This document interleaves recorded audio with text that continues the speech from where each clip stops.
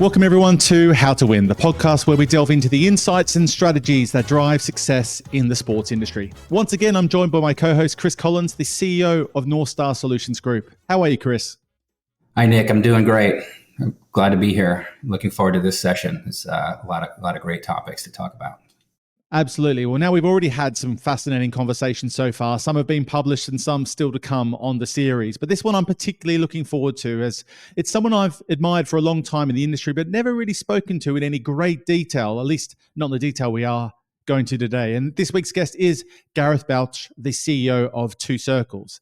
Now, as most would be aware, Two Circles is an agency who's been going from really strength to strength, building its offering and its client base over the past 13 years, working with everyone big and small, particularly on the sports property front, but indeed expanding that network to all corners of organizations that need support in this fast-growing sports industry that we work in.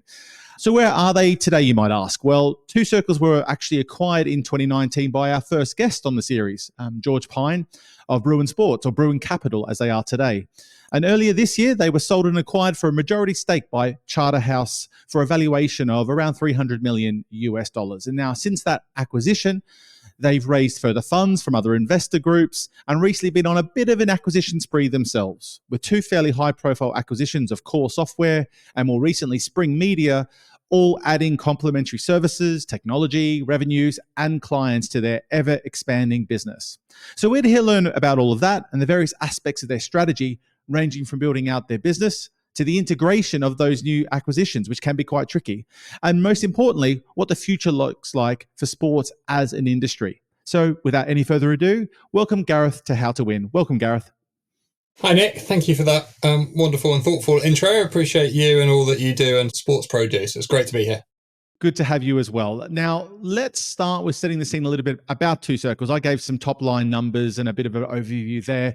I've seen and followed Two Circles grow and evolve over the years from when they first started out, and you and Matt Rogan sort of co-founded the company and got up and running in the UK, and I've seen it grow from strength to strength. So what is Two Circles today?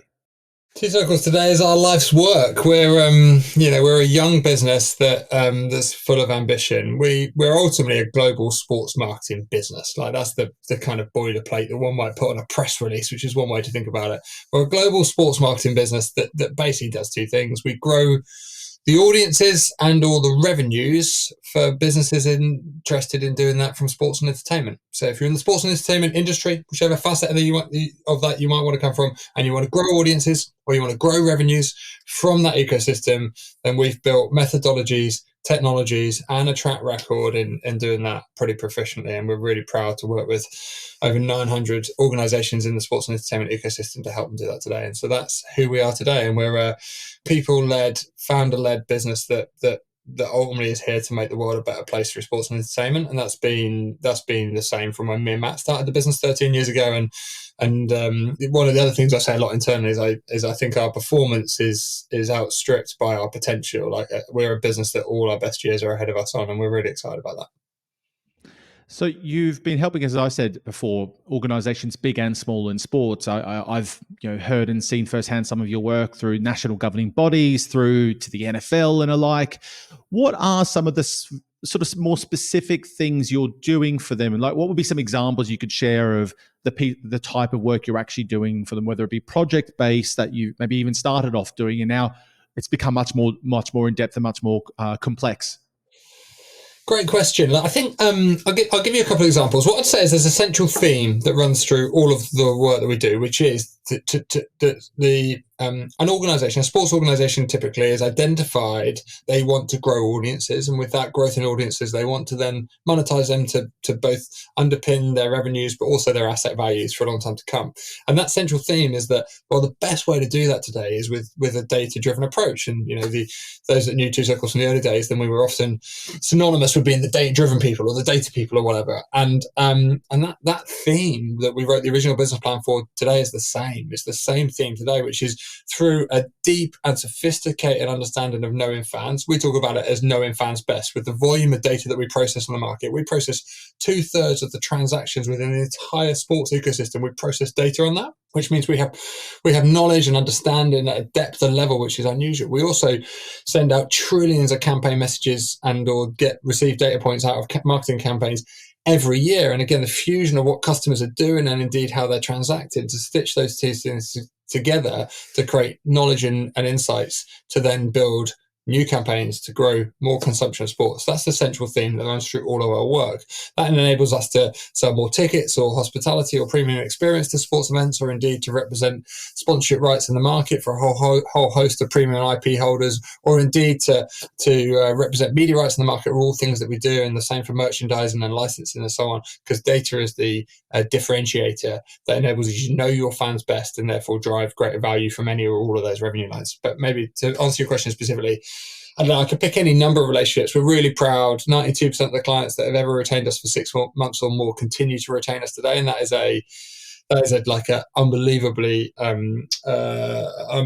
proud data point that we hold in our business. We're very data driven in how we think about our business, but we're also very loyal and very focused on building partnerships with organizations that have a long-term commitment to growing their audiences. So I've got lots of examples of where we've gone in here and gone there. So I don't know, I could go in a number of places, but let's do World Rugby as one that's on mine, because I was chatting to them this morning following their new presidential elections that happened yesterday, and the yesterday boards that happened yesterday, which was a good step forward as they think about how they grow rugby. So our relationship with World Rugby started kind of in COVID, actually, so not that long ago. We'd worked with a number of international federations by that time, ICC and others, and done lots of stuff. And they came and asked us to answer a technology question, or essentially a data question, about how can we aggregate our audiences and understand more about who our audiences are, which isn't an unusual start point. And they'd had some data warehousing and technology in place there, but it wasn't working. It didn't connect for them. And we're really big on making technology work so that we can talk about customers. That's a really important way of thinking about it. So we went and did that initial project. It was a 12-week project, and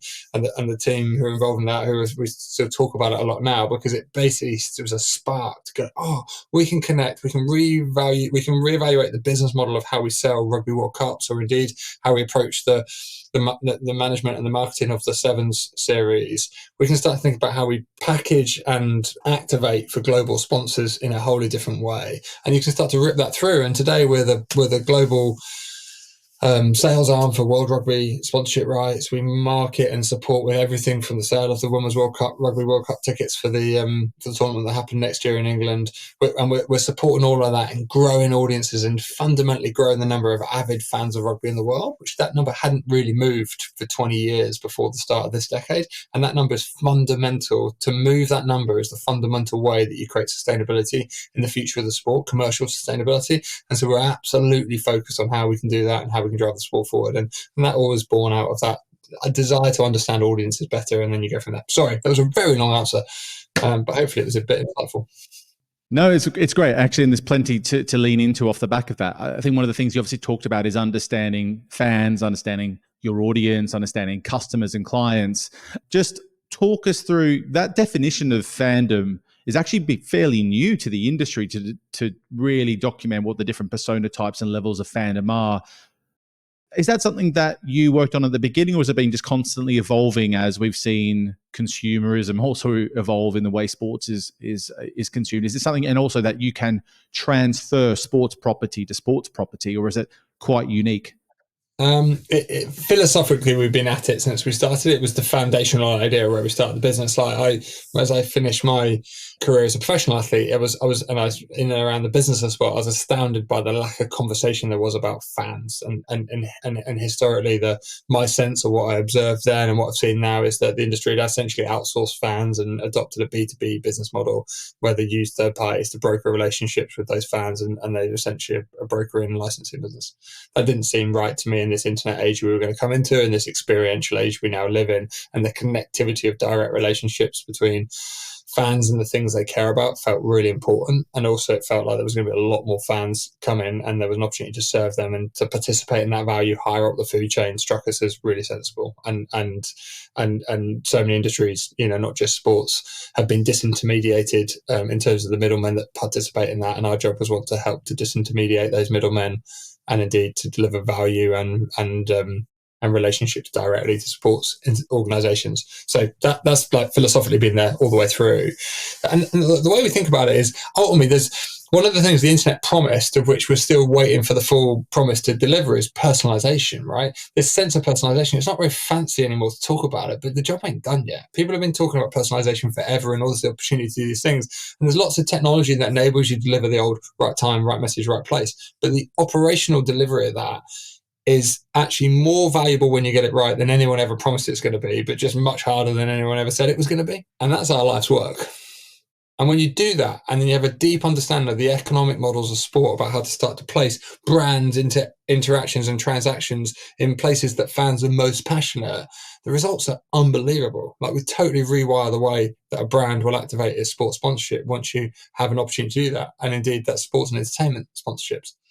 When you start to think about, okay, I've got these media rights, but actually live long form is, we all know, that's been fragmented and pulled into different areas. And actually I've got loads of attention that's being leaked into the ecosystem. How can I personalize my experience and participate in the economics around that is things I've done. So some examples there of the way that we think about that. And ultimately, we therefore think about audiences that we can convert to fans and then know those fans best. And through that knowing fans best, there's an opportunity to participate in the economics that sit around that. And with the basis of that, you basically get the third age of sports monetization. The first age of sports monetization was color TV. Second age was cable, and the third age is streaming. And with that, all the potential that comes from having an unbelievable amount of data if you know what to do with it.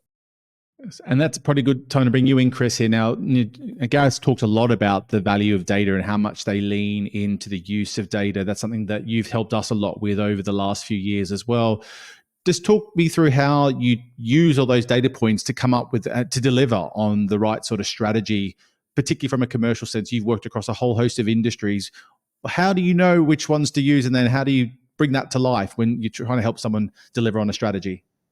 Well, I couldn't agree more. I mean, data for us it's really the lifeblood of good strategy execution. It helps inform decisions. It helps kind of guide action, measure performance. So being data driven is essential, and exactly how Gareth described it. I think another key point that he brought up was the consumerism piece. And as we're switching, you see it across industries. We work kind of take it out of sports and look at how it's happening across different industries. Healthcare is another great industry where you can look at how they're really needing to take a consumerism type of model in terms of how they interact with their patient base, how they gain new patients, how they compete with other organizations within their geographies. And it can be challenging, very challenging, because you're shifting a whole model where it used to be you're kind of expecting your fans or your patients or whatever to come to you. It's organized around a hospital or it's organized around a stadium. When you then have to shift and look at how are you meeting them where they want to be met in ways that they want to be engaged with. And so without data, you're really kind of shooting blindly, so to speak. And so, that's when we took on the 50 most marketable athlete list. I mean, that's kind of the first step that we took to look at, well, what are those drivers of marketability now? Not historically, but now. And how can we construct a model that's going to give us kind of that assessment of what those new drivers are and where is the data? So again, as Gareth mentioned, there's a ton of data out there. You can get data on anything you want, but you have to know what you want to try to measure or to determine. And that's an activity in and of itself. And then you can figure out how you collect data, how you analyze data, what that insight means, and then where it's going, right? So as you're having that shift again to consumerism, to personalization, you really need to then understand what those different personas are, how you interact with them, and look at maybe some non-traditional things, not what happened in the past, but maybe what's coming up in the future. How are you measuring new cultural trends that are going to drive what that fan experience or those fan needs are in the future? as opposed to what they may have been in the past or even what they are now. So you're operating across a spectrum of past, present, and kind of where you want to go without kind of a structure of what you want to know and being able to assimilate the data into that model. Again, you're just kind of winging it in my mind, and kind of hoping for the best, which is we don't recommend from a strategy execution point. Hope, is not what you want to be doing. You want to have a more defined strategy around that. Definitely. And obviously, we have a lot more data points than ever to make sure we don't have to just cross our fingers and hope for the best. Just the vast amounts of data, you can get lost. There's a lot of noise. You can draw wrong conclusions. So without an ability to kind of, methodically kind of sort through that noise, know what you want to look for, understand how to get the data, interact with the systems that have the data to pull what you need. Again, you just kind of get lost in the noise, and it kind of then will kind of have a negative effect on the integrity of that data and the believability of the data, because social is a good point. We deal a lot within social intelligence, and even on our side, we spend a lot of time looking at taxonomies and query writing and how it is that you can kind of sort through the noise and really tell get meaning from the data that you have, as opposed to just being kind of drowning in it. Definitely can be drowned in data. I think I get drowned in data far too often in this job, particularly being in media and sports. But that's why we've got you two here. So I want to talk a little bit more about the future of sports before we come back to Two Circles, Gareth, and talk a bit more about that journey. One of the things you published recently was the sports sprint to 260 billion was the headline. And that was, I think, an interesting report. And it certainly pricked up a lot of attention because of the scale that you've presented in the numbers of where the growth can come when people across the industry are a little bit concerned about the commercial opportunities that exist around media rights in particular. Some things we've seen across sponsorship as in the traditional form in some areas. What gives you such confidence that the industry is going to continue to grow, and how are you helping them steer it? Great question. Well, predicting the future is something you need really good data for, and that's what we're trying to do. You always recognize that there's a level of assumption in what goes into that. However, all the macro prevailing data points that have been previously the best lead indicators of future performance suggest that the sports industry is going to go through a rip-roaring period of growth. The reason why it's particularly relevant to share it is because there's lots of data points that might lead you to think that's not true, and you can get lost in the noise. That's one of the issues with data, i.e. in a world where the mid to lower end of the media market, particularly in Europe, is at best flat, but really in decline. From a rights value perspective, people can get very lost on that being the bellwether of the entire industry, and I don't think that's true. I think the fundamental drivers of I don't think that's true of the whole market.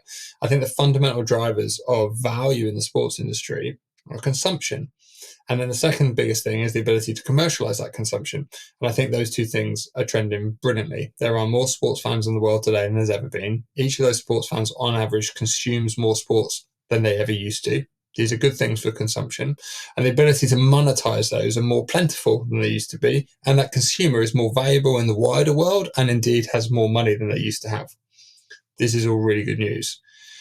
If we have the commercialization models to understand those audiences, know them best, and then build, not have governance structures or precedents that have slowed us down in doing that, we'll make more money. And lots of people will do that really well. Sadly, more people won't, and they'll suffer, and that will make the illusion that the sports industry is in decline. But I will, I'm betting our company and indeed our livelihoods on the fact that it'll actually be going better, and indeed leading our clients through the journey to get there, which requires a level of change that didn't come in the last period, because the sports industry has been in a bull market for, certainly since the financial crisis of 2008, but perhaps before that. But in that period, all boats rose, and indeed all boats rose by doing what they used to do, which creates a complacency and indeed a reluctance to change, because what used to work still hopes it still works because it's cheaper to do it in the way I used to do it rather than the new way. And that lies right at the heart of what I think faces most IP owners in sports and entertainment industry right now, which is that there's going to be a have and have-nots. There's going to be a need for innovation. It's very rare that you're going to be able to stand still. and get at least what you used to get, let alone some of the future growth. We're predicting a 5% industry growth that raises it from 159 billion growth in monetization for sports IP rights, growing to that 260 you said before over the next 10 years, which is a 5% compound.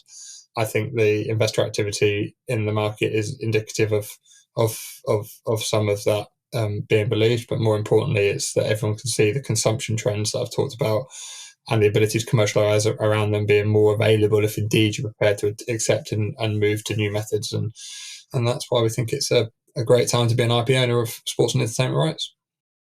Given what you talked about and mentioned about the fact that 2/3 of the bottom end of the market has seen a flattening and then even a decrease in some of the media rights values, where's that growth going to come from? I mean, US is obviously a unique beast where but most of those media rights deals are set in place, which have been 2 to 3x what they were previously.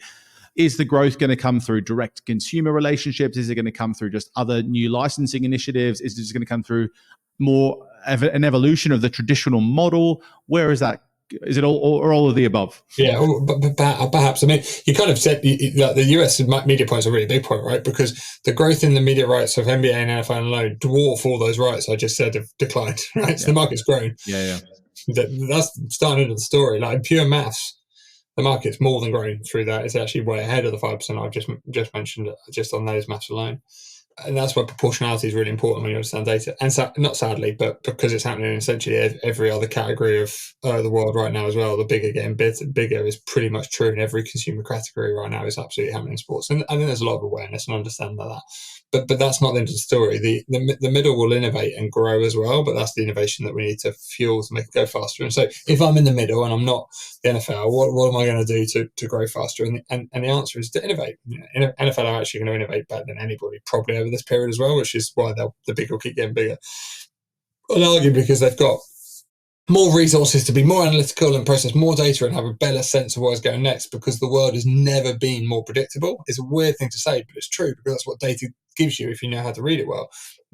How to read it well is a really important thing to labour on, but the innovative middle have the ability to find the playbooks, and I think the playbooks are increasingly relevant. And it's not that the world's going direct to consumer. It's like it's long thought that was the case, and it's a real subtle difference. Direct to consumer is the driver of asset value. It's not the driver of monetization entirely. Partially, but not entirely, the future of it. And that nuance throws people off. But the majority of the sports industry monetization happens in a B2B way. I sell my rights, so I sell the access to my audiences to other people, be that predominantly broadcasters or brands. That will still continue to be a really big revenue stream. However, the purchase of that, or the driver of that value to sell that IP, the access of that IP and those audiences to brands or broadcasters will be predominantly driven by direct consumer value, i.e. the scale and the intimacy of relationships and the advocacy of relationships that I have with those audiences is completely critical to asset value growth. So direct consumer is a fuel of asset growth, not always of monetization growth, although that is going up too, and lots of nuance in there. But that's a bit of a snippet of where the growth is going to come from. The growth is going to come from a bunch of other stuff as well. Diversification of sports experiences is a big thing that we believe in. The industry is largely fueled its growth prior to, the internet era or the streaming era, and now broadly fueled its growth by delivering the same type of experience to everyone. Like people say, we have too much tennis, we have too much cricket. We don't. We just have too much of the same tennis. We deliver one type of tennis product, and our governance structures have dissuaded innovation in those areas. And actually, what the demand side wants is very different from what the supply side gives. And we see an enormous opportunity in the diversification of sports experiences, and the movie will play itself out about how much that happens within versus outside of the system as we know it today in terms of the governance models that sports has. And there'll continue to be a lot of chatter about that, because it's really good for the trade press like you to talk about the governance structures that happen there. But actually the big story is that the demand side is bigger than the supply side. So how we get there in terms of how we organize ourselves is interesting, but actually we just need to stay really focused on the demand side and being clear about what fans want, knowing fans best, knowing what they want, delivering it to them in ways that we haven't been able to do before will unlock a lot of that growth. So the bigger get bigger, The middle will innovate, and the small will innovate, and there'll be some shooting stars that will come. And the IPL and UFC have been the two best startups this century of sports IP owners. They're by far and away, they come from nowhere to be in the top 20 rights holders by value in the last 20 years in terms of the level of money they generate from their IP right now. And there's several more shooting stars coming because people will just get this demand side right and go right through. Chris, I can see you nodding away with a lot that Gareth's saying there. What jumps out that he's talked about there and run through? Well, I mean, I think again, it's right on. From the demand side, and the shortage on the supply side, and talking about data and what you use data for. Again, kind of relating it back to what we do with athlete marketability.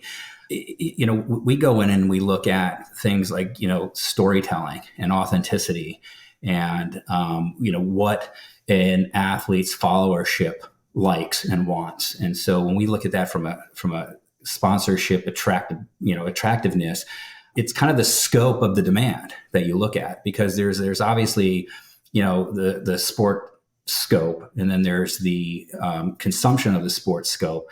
But within your demographic, what are the other things that maybe aren't related specifically to a sport or a particular team or whatever that resonate with a fan? And then how do you kind of align yourself with that? And I think that that's where that innovation can come from, because you can then take it from what we've been talking about, maybe legacy models or traditional models of how you're engaging, and you can innovate. You can become more than just a sport to your fan base, and you can tap into whether it be generational types of interests or analyzing your sport base. You may find that there's a preponderance of interest in a certain type of maybe fashion or food or what have you. And how are you then aligning yourself with addressing, kind of offering that up as a larger scope and looking at that? And I think that that's where, if you want to kind of level out that supply and demand, you can be supplying that when that the scope of that demand, which isn't necessarily kind of confined to the sport or traditional kind of fan analytics in the past.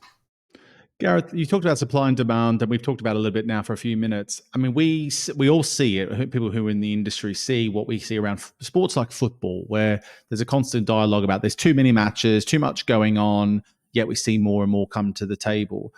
How you talked about the supply and demand marrying bit. If you were working with, let's say, the entire football industry is one big client. I know you're working with a few of them already, but as a whole, how would you prove to them that this is not the approach, if you would agree with that, or you might not? But how do you validate or disprove that sort of thing? We're very proud of our relationships with a number of people in world football and European football. It's not an easy conversation to have, would be the first thing to say. And I bet. It's a really big business, is obviously the case. And lawyers are going to run that business for a little bit more than data scientists are, or indeed sports marketeers.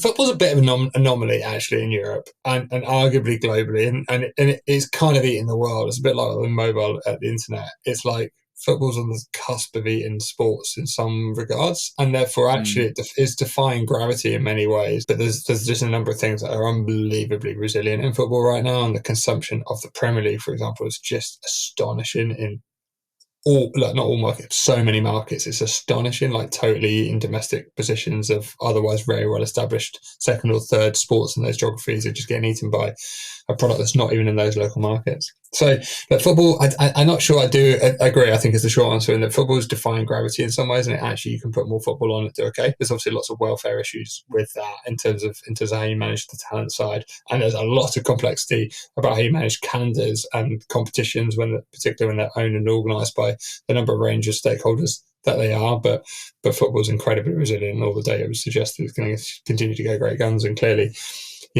aside from the various competitions within the men's format, the growth of the women's format is amazing. Interesting. Well, I look forward to seeing how those data points play out in the coming year. Going back to Two Circles' journey a little bit now, we've seen we followed the journey for those that have worked in the industry, have followed your journey. We've seen the iterations of the company, the Bruin relationship, and now the next phase and stage, kicking off in January this year when you joined up with Charterhouse and have since made some moves in the market. Talk about the approach. Talk about why you are doing what you're doing in the way you're doing it, basically, because I think there's some obvious signs to that I would point to, but it'd be good to hear what the longer term vision and approach there is. There's a little bit of science. There's a lot of passion. It's been a ride of a lifetime. Like I speak on behalf of many people, right? This isn't about me. I'm just one person. There's 24 founders in our business today who are leading and driving the business, who have helped found part of the business that is Two Circles. So we're a eclectic group of people who've come together with a shared dream, and our dream is to build the best sports marketing business that we could possibly dream of. And that isn't about becoming a bigger business. We've got no interest in becoming a bigger business, but we are really motivated about becoming the best business we could be in this age of sports marketing, which is changing considerably. The idea that there's more humans consuming sports more often, and you build a more viable and sustainable ecosystem or commercialization of sports through that really gets us going. We're really into that. And we think it's the science that you need to apply to that is amazing. And the passion that we have for the idea that we could build a generational business that changes an industry we care dearly about, that's, all of our life's works in, we're like, well, that's pretty cool. The 21-year-old version of me would be like, wow, I'd love to do that. So this is our life's work. It's a complete passion project. And we're not, we haven't even got going yet, we don't think. So talk about some of the acquisitions you've made. You've made some in the earlier stages with Bruin, which sort of kicked you into gear with, of course, TRM and trying to remember Livewire. No, Livewire. You got it. I was going to I didn't have quiz come on there. It's going to be bingo. Yeah, we did 5 under Bruin. They were the first 2. And you continue with that approach, and it's been clear from the outside in, you've been adding complementary layers to the organization. Just talk us through a bit more of that. Like how you got there to make the decisions on some of those acquisitions, particularly the last couple. Yeah, the quick plot of history is we were entirely organic growth for the first 7 years of the business. Bruin invested in the business in 2020. That was our 7th year, and then we did 5 acquisitions under Bruin's ownership of the business, and then we've now done 3 under the Childhouse period that we've investment cycle that we've been in now. The way I started the last answer is actually similar to this one a little bit, in that there's a bit of science and a bit of passion that goes into the way we think about this. So the science is like, okay, so how do we be the best business we can be? And the way to think about that is, how could we make our clients' businesses grow even faster? Like, it's really challenging to be in the game of growing audiences and growing revenues in sports and entertainment. That's a really dynamic world. It's changing a lot. There's more tools and techniques than ever available, but there's also a lot of noise because what worked yesterday doesn't necessarily work today. And so our job is to kind of stick the bits together that makes it really effective for our clients to do that. So you think about TRM, our first acquisition we ever made. It was the 4-year anniversary. Just a couple of weeks ago, we had a glass of champagne in the office and celebrated it because it means a lot to all of us. It changed our business and it's amazing. What that did, we were advising, as what was Two Circles prior to TRM, we were advising a lot of sports organizations around sports sponsorship and asset classes and valuation and go to market and doing that well, but we'd never sold a single sponsorship asset, it's truth be told.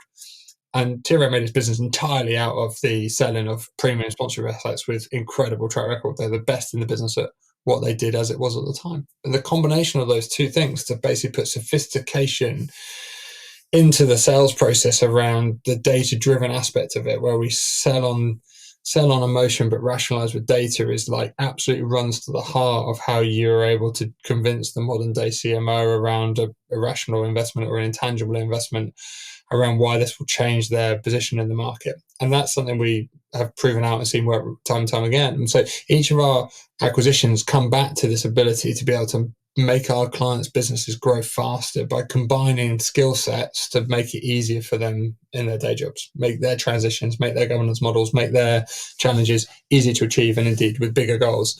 And so that runs the science bit, the data bit of it. The science bit of it is, so we figure out the bits, the capabilities that we think would enable us to be a better business. And then we go and find the people who share our passion for the business that we're trying to create, and indeed the people it's a people business. We're a very people-centric business. In fact, we're a people-centric business, not a client-centric business. It's a really clean choice we make as a business. We're a people-first business so that we can be client-centric. Philosophically, that's really important because you have to be clear about how that works. So when we think about acquisitions, once we get into a conversation with a potential company that we might join forces with, then the conversation is all about people and all about how we can come together. Interesting. So the more recent, the two recent ones, talk about Core and more, because I have followed Core loosely, but not really. I was not really aware of the scale of the organization until basically I saw the announcement come through of your acquisition or partnership or whatever you want to call it. Just talk us through what made Core such a good fit for the business. We could call it a marriage. How about a marriage? Should we call it a marriage? No, let's go with that. It's personal, though. It's personal. I first came across Core. I first came across them in 2017. Maybe slightly before that. Russell Scrivetti was there at the time as well, but Adam was there. Mark was there. I met Mark in Farringdon many years ago. So we've been industry collaborators and friends for a really long time. Core's an amazing platform. Core's the intelligence platform to the industry. It essentially forms the operating system of which you grow commercial businesses off for some time, and it's harnessed an incredible amount of IP within its technology about how you operate a sports business. So be that how you're operating a partnership business and how you're managing or measuring and gathering intelligence from media consumption and delivering that in value to brands, and indeed how brands are getting benefit from that, or indeed how you're aggregating your fan data and making that accessible and available to the business to be intelligent and acted on, so you can know and act on your fans. These things are absolutely the center of the business. And it also just manages a large amount of revenue in terms of your ability to analyze and manipulate revenue, all with a first party data relationship around it. And what I said there is basically, and Core have been the leaders in doing that in America. 28 of the NFL teams work use the Core platform, and 28 NBA teams use the Core intelligence platform. And essentially what I've described there is a business that has been solving a lot of very similar problems in America to the problems that we've been solving in Europe for the last 13 years. And therefore there was always a lot of shared conversation when we came together and talked with the team there. And the opportunity to bring that together was a real dream for us, to be honest. It's been in our minds for a long time to figure out how we can make that work, and timing is everything in a marriage and or in an acquisition, and this acquisition needed us to get the timing right, and we were delighted to be able to bring that together a couple of weeks ago and become one company called Two Circles, delivering the Core intelligence platform to all the existing clients, but also making that technology and data available to a wider range of clients who want to understand their industry and their business in more detail, and indeed have tools that enable them to do that affordably and effectively. I want to talk to how you bring all this all together under the one roof, because I think it can be quite tricky to have lots of marriages and different types of relationships going on, and then bring it all together under the one roof. How are you achieving that? You talked about that Core is going to become part of the Two Circles business, but you've had so many different ones that come into the business. I look at other agencies who have made acquisitions over the years, and they do normally follow a sort of a similar playbook.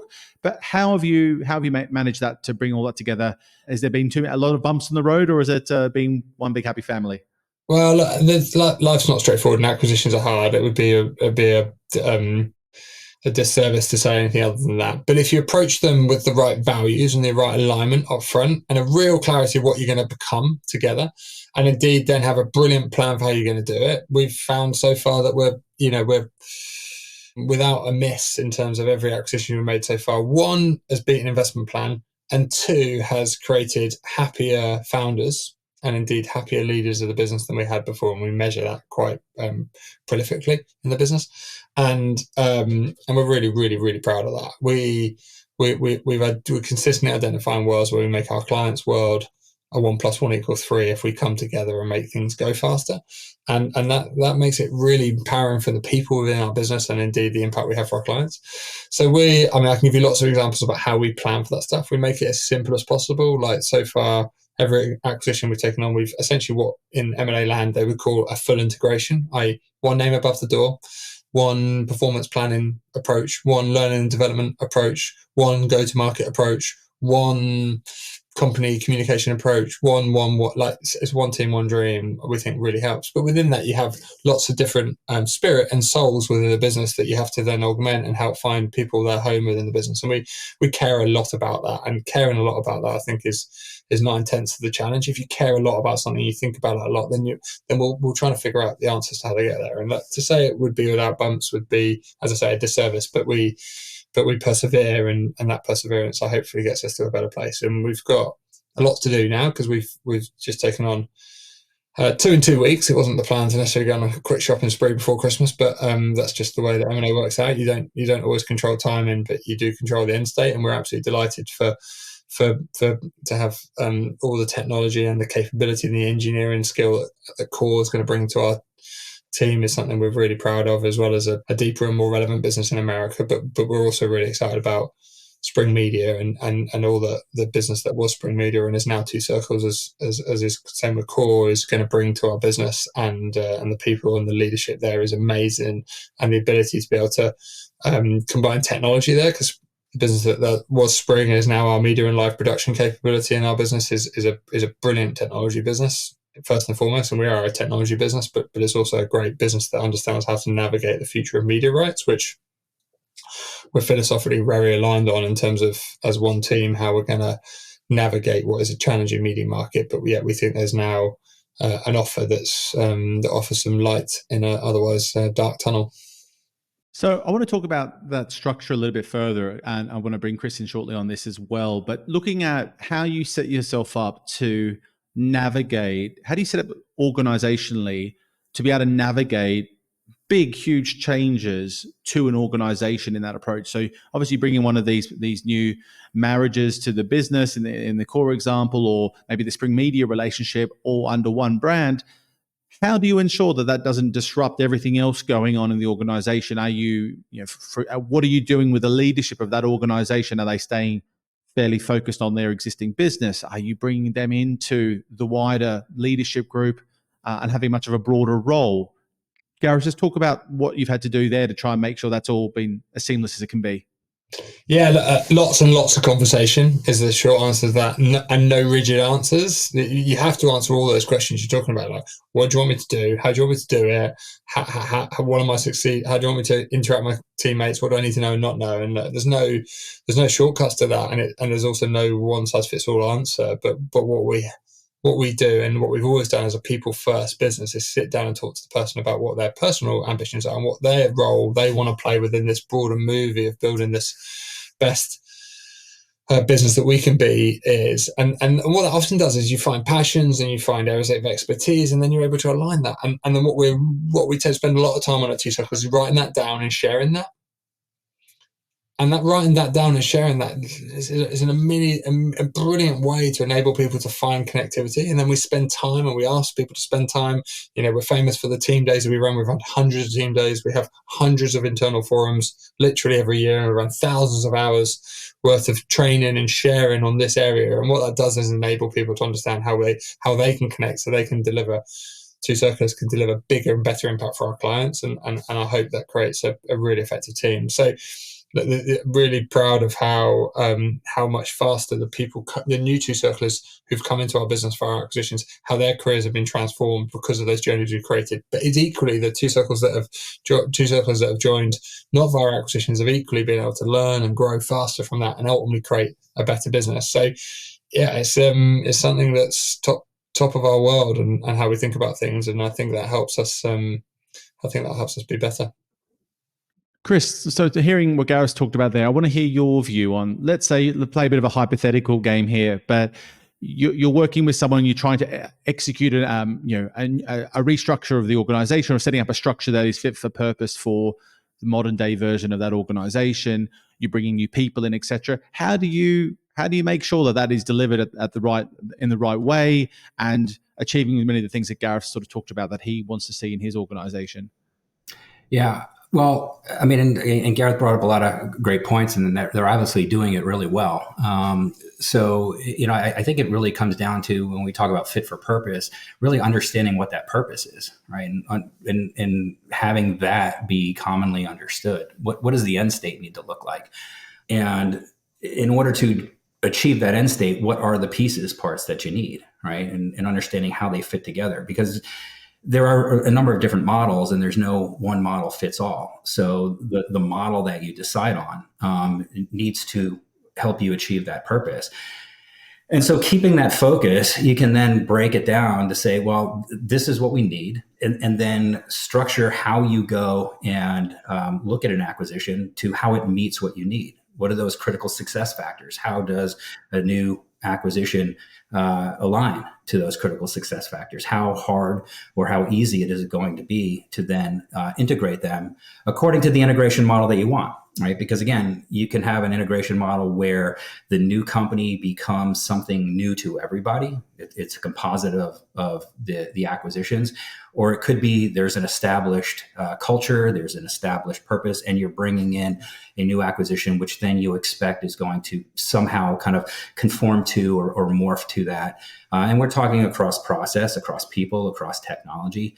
So once you really understand what you want that end state, let's say, puzzle to look like, and now you've determined what pieces you need, you can come up with a plan to include, organizational change is always an aspect of this. So what are those risks? What are those potential barriers that we reach in terms of achieving our goals? And then you focus on those. And that's what your planning, becomes. And then even as Gareth mentioned, it's just constant communication. It's constant culture building. It's looking at seamless integration, or the integration that you want from your people, your technology, your processes, and making sure that one of the kind of techniques that we use is, I kind of come from a military background, and wargaming is a very big aspect of military planning.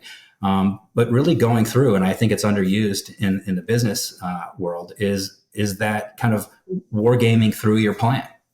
Being able to go through and say, this is what we think. Well, let's walk through that. At each step of the way, is it logically aligning to what we think is going to happen or what we need to happen? If so, great. Okay, we're probably on the right track. If not, well, then you can handle that up front. You can put contingency plans. You can replan it, have other types of avenues that you pursue. But, a lot of times, like I said, you can go through it and very quickly go, oh, wait, the plan sounds good on paper, but if you just walk through it, it falls apart here. And so keeping that focus on the purpose and aligning each step to how is it helping us achieve that purpose, and then making sure everybody understands their part of that. It's not an easy thing, but it helps achieve success at a greater probability. Taking that type of approach than thinking that there's one playbook that fits all when it comes to merger, acquisition, change, things like that. So, and again, what Gareth describes has been a very conscientious approach in Two Circles, and I think we're all seeing the success of that.